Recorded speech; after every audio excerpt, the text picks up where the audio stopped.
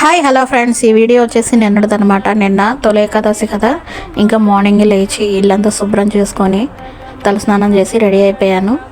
ఇంకా పూజ చేసుకోవడానికి ప్రసాదం కోసం పాయసం అయితే చేద్దామని చెప్పి బిగిన్ పెట్టాను అనమాట.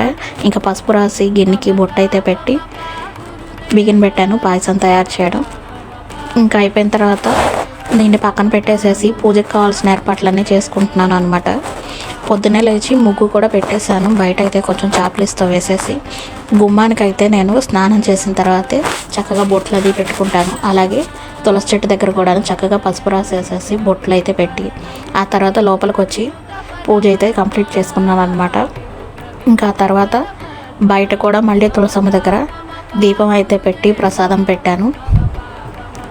నీళ్లు పోసేసి చక్కగా దీపం అయితే పెట్టాను. గాలికి అస్సలు దీపం అయితే ఉండట్లేదు అనమాట. చాలా టైం పట్టింది దీపం వెలిగించేటప్పటికి. మాకు పైన అయ్యేటప్పటికి అస్సలు దీపం ఉండదు, ఊరికే కొండెక్కుతూ ఉంటుంది. అందుకని ఇంకా దీపానికి మూత పెట్టేవి ఉంటాయి కదా, జల్లెడి లాంటివి, ఇంకా అలాంటిది అయితే మొన్న టెంపుల్కి వెళ్ళినప్పుడు తెచ్చుకున్నాను. ఇంకైతే అది వెలిగించి పెట్టేసేసాను.